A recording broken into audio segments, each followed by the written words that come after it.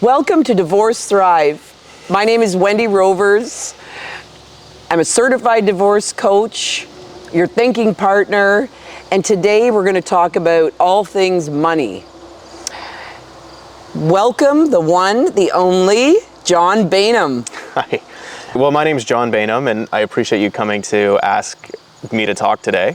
I'm an award-winning financial planner. I've been featured in a few magazines, and I'm the president and owner of a company called Retirement Income Group.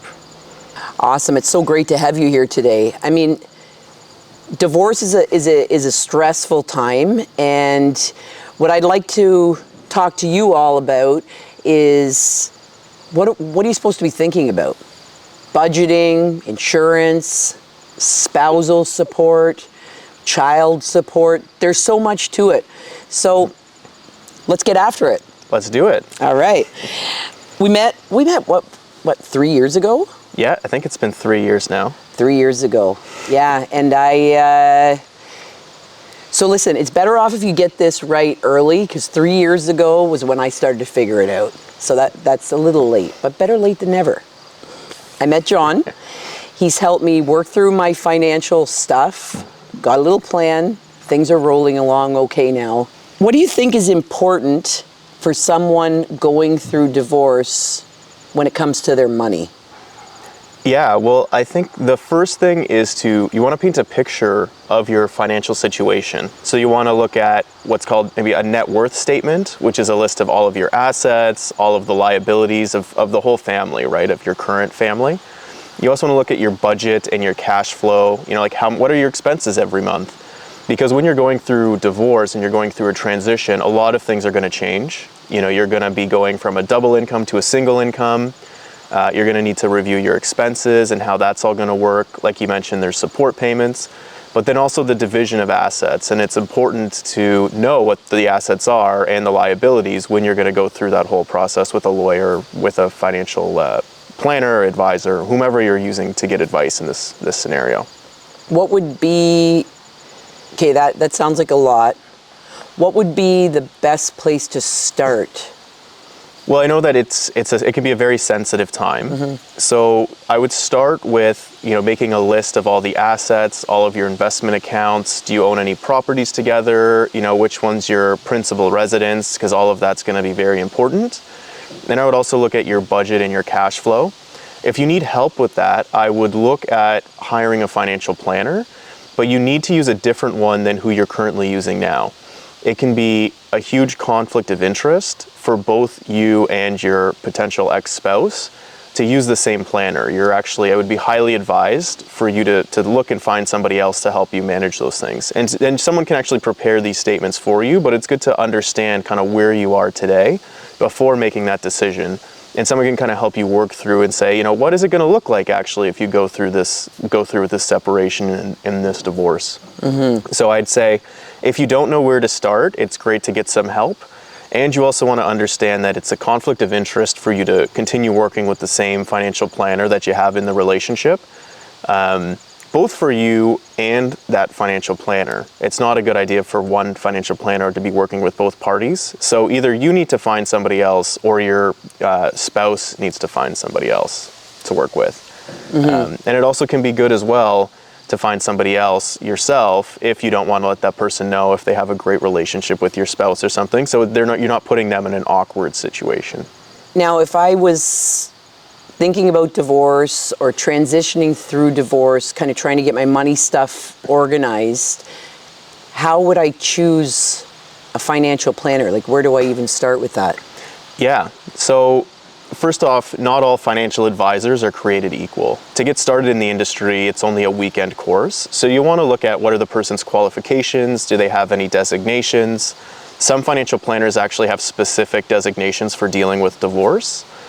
You also want to look at somebody's experience. You can look at things like awards if that's important to you. And you also want to make sure that you have a great connection with this person. Someone that you feel that you can trust, that you can be confident confiding in. Because even though we're talking about money and it can be, kind of like math and a lot of numbers, there is also a big emotional component, and mm-hmm. you're going to want someone who's actually going to be able to work with you potentially over a multi-year period, because divorce and the whole process of separation often doesn't happen overnight. I mean, it's at least a 2-year process in a lot of cases. And we've seen some things drag out for quite a long period of time. So you want somebody who's going to be there with you throughout the whole process. And I mean, ideally through retirement and whatnot. It's a long-term relationship that you're building. And it's not just a one-time thing. So if I were going to hire a financial planner to help me get my money organized, create a plan for myself, my children, dividing up assets, and what would be a couple of the most important questions to ask, do you think? Well, the first thing is you can't do everything in one meeting. Right. Because you mentioned a few things there. You mentioned, kids, and then there's, your estate and leaving a legacy, and then there's divorce, how do assets get split. These things are all, can be potentially complicated, but they're also things that I know personally in my practice, we actually have separate meetings for. So we're going to do one meeting to talk about your estate and the kids, and we're going to do another meeting to talk about your investments and retirement. We can do a separate meetings to talk about, divorce and separation and things like that. You can't deal with everything, in 1 hour long session, especially when some of these things, they can be very involved, and we need to do some work and to put the plan together properly. Now, in terms of, No. So what I'm hearing is it's complicated. There's a lot to it. And maybe the first thing is make a call and then prioritize what needs to happen and in what order. Make the call and have a discussion, and then you can figure it out from there. You don't need to start figuring it all out at once. No, and it's impossible to figure it all out at once. Like, it's not going to work if you try to do that. For us, we don't. We stop it immediately, and we kind of say, okay, let's actually put together an action plan on when we're going to take care of which thing when. And we kind of prioritize what's most important. And that's where finding a good professional can be a huge service to you, where just helping you organize and know, okay, these are the first steps I need to take. And, especially people who've worked with people going through your situation before know, okay, this is a good idea to do this first, and we'll talk about this later because it's not that important at this stage. Now, that's great. That's great information. Now, one question that a client that I was working with recently asked is, they were working with a financial planner, brought the information to their lawyer, and their lawyer didn't accept the financial plan that they put together. Is there anything that people should be considering when putting a financial plan together? Yeah, for sure.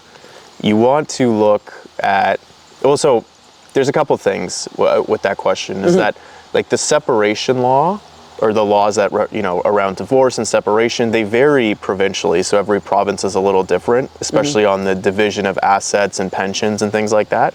But oftentimes, what that legislation says and what might be best for you from a tax perspective, let's say, can often differ. You also might have certain agreements in place as well that the financial planner might not be aware of, or maybe the lawyer might have something as well that's not necessarily like a financial planning priority, but however makes a lot of sense in the divorce proceedings. So really, when you're working with a planner and a lawyer, they're kind of your team, and each of them specialize in different things. And you might have something where it's a good idea for your, separation agreement, or your, when you're signing your divorce papers, but maybe your financial planner might not have thought of or disagreed with. Because you want to remember, your financial planner, most of the time they're dealing with your investments and your taxes and things like that, and your lawyer's dealing with, how do I divide these assets appropriately? And your financial planner can kind of help you with the basics, but when you're really diving into the specifics of who's getting what asset, that's really something you usually would work with your lawyer, and your financial planner might be able to give you some tips and some background support in making those decisions. So really, it's good to work in conjunction.